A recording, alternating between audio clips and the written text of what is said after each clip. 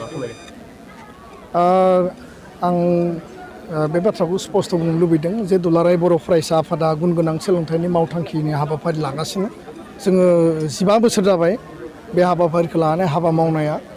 नाथाय जोङो नुबाय खामानि मावनायनि बेलायाव 9, 10 मेट्रिकनि सायाव जों खामानि मावदों आरो बेखौ लानानै जोङो मटिभेसन काउन्सिलिं प्रग्राम लादों मेट्रिकआव रिजाल्ट मोजां खालामनांगौ फार्स्ट डिभिजननि संख्याखौ बारायनांगौ बिनि थाखाय काउन्सिलिं होदों जोङो स्पेशल कचिं होदों किन्तु जोंनि गुदि फरायसालियाव गोबां फरायसालियाव दिनै फोरोंगिरि गैयाबासिनो गुदि फरायसालिया सोलिदों जिर' टिचार आरो सिंगल टिचार सोरबा टिचारखौ एपइन्टमेन्टआव होदों माने एटाचमेन्टआव होदों आरो पार्मानेन्ट एपइन्टमेन्ट होआखै दा बेबायदिजों गुन गोनां सोलोंथाइ मालाबाबो सम्भब जाया गुन गोनां सोलोंथाइ मोननांगोनब्ला गुदि फरायसालियावनो मोननांगोन दा बेखायनो बिटिआर सरकार आसाम सरकारखौ जों दाबि होदों टेट एपइन्टमेन्टनि गेजेरजों जेराव जेराव फोरोंगिरि गैया बेयाव फोरोंगिरि थिसननांगौ आरो बे थिसननायनि गेजेरजों बर' बिजोंनि गुदि फरायसालिखौ मजबुत खालामनांगौ आरो साफ्रोमबो फरायसायानो मोजां सोलोंथाइ गोग्गो सोलोंथाइ गुन गोनां सोलोंथाइ मोननो हानायनि अधिकार दङ दा बे बाथ्राखौ जोङो दाबियाथ' थाबाय किन्तु माला सुफुंगोन बेखौ सरकारा दाबो थिग खालामाखै बिथांमोना बुंदों जोंनि एपइन्टमेन्टआ सोलिगासिनो दङ किन्तु दाबो जोंनि फरायसालियाव थोजासे फोरोंगिरि गैया दा बेखायनो जेब्लासिम फरायसालियाव पार्मानेन्ट टिचार होआ डिमान्डआथ' थागोन जोंहा होनांगौ किन्तु पार्मानेन्ट टिचार गैयिसिम दुलाराय बर' फरायसा आफादा जोंनियावनो थानाय जायफोर ग्रेजुवेसन मास्टार डिग्री खालामनानै दङ जायफोर टेट DLED BEd खालामबाय बिथांमोनखौ एपइन्टमेन्ट होनायनि गेजेरजों 1000 स्कुलाव टिचार एपइन्टमेन्ट होनायनि बेबस्थाखौ जों खालामनो नागिरदों आरो बिनि गेजेरजों जों गुन गोनां सोलोंथाइनि जि मोनसे बेबस्था बे बेबस्थाखौ जों बांहोनो नागिरदों गोजोन्थों। दिनै मोनसे बर' हारिनि मोनसे जारिमिनारि सान आरो मोनसे गोथार सान होननानै बेखौ जोङो दिनै लानांगोन मानोना दिनै 18 मे 1963 मायथाइनि दिनैनि बे सानावनो जोंनि बर' रावा गुदि फरायसालियाव थिसनजादोंमोन गनायथि मोनदोंमोन आरो बेखौनो दिनै उदालगुरि जिल्ला दुलाराय बर' फरायसा आफादजों लोगोसे खाग्राबारि दखरा एबसुजों जथायै दिनै बे खाग्राबारि ओनसोलनि सिङाव थानाय बटाबारि गुदि फरायसालियाव बेखौ सानसेनि हाबाफारिजों गाजा गोमजायै फालिनाय जादों आरो बेजोंनो लोब्बा लाखिनानै दुलाराय बर' फरायसा आफादनि मावथांखिनि मोनसे हाबाफारि बायदियै आदब आरो गुन गोनां सोलोंथाइनि मावथांखि 1000 बर' बिजोंनि गुदि फरायसालिफोराव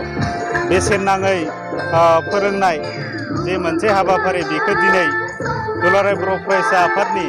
मानगोनां आफादगिरि दिपेन बर' बिथाङा बेखेवनानै होयो दा मानोना जोंनि बर' बिजोंनि गुदि फरायसालिफोराव दिनैबो गोबां फरायसालिफोराव जिर' टिचार जानानै दङ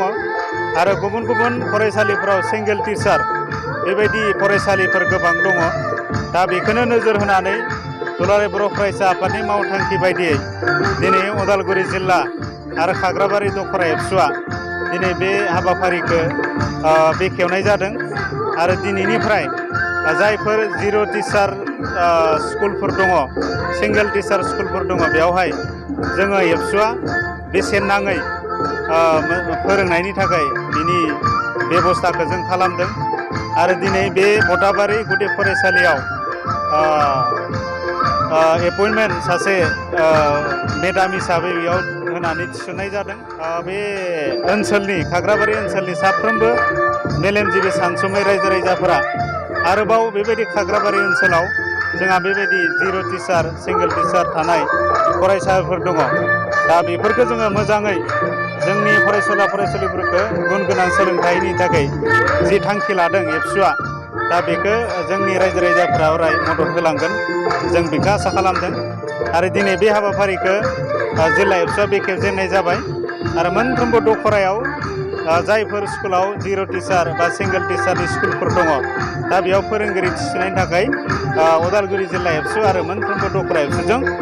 जयै बे हाबाफारिखौ मावफुंनाय जादों। गोबां बर' टेट आनजाद होगिरि बिथांमोना दिनै थिसननाय मोनाखै बे बिथिङाव टेट आनजाद होगिरि सानदों माने बे फोरोंगिरि जिहेथु जायफोर दिनै माखासे टिचारफोरा दिनै गोबां स्कुलावनो रिटायार जाबाय मोनसे स्कुलाव खायफा स्कुलावथ' सानै टिचार दङबा बे सानै टिचाराबो रिटायार जालांबाय आरो बिनि थाखाय बेखौ सुफुंनो थाखाय दिनैसिमबो सरकारा मावबावनांगौ दङ होननानै जों बेखौ बुंनो नागिरदों। दा मानोना फोरोंगिरियानो जुदि गैयाबा जोंनि फरायसुला फरायसुलिफ्रा बेयाव गुन गोनां सोलोंथाइ मोननो हानाय नङा। गोबां जेंना बेवहाय नुजागोन आरो दिनै जायफोर फरायसालिफोराव दिनै 50 फरायसुला फरायसुलि दङ, 40 दङ, 30 दङ, बेवहाय माने साफा साफाल' फोरोंगिरिफ्रा दिनै बेवहाय फोरोंगासिनो दङ। दा बेनि थाखाय जोंनि फरायसुला फरायसुलिफोरा मोजां मोनसे सोलोंथाइ मोननायाव, गुन गोनां सोलोंथाइ मोननायाव गोबां जेंना जादों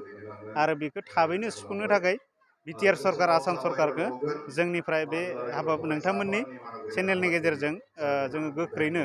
थिसननायनि हाबाफारिखौ मावफुंनो थाखाय जों खावलायहरदों। गुवाहाटीनि बर'फोरनि जा दुखु गोनां जाथाय बेनि सायाव मा फोरमायगोन? जोङो नुदों, जोङो मोनथिदों बेवहाय जे मोनसे बर'फोरनि थानाय जायगाफोरखौबो जिहेतु सरकारा एभिक्सन खालामदों।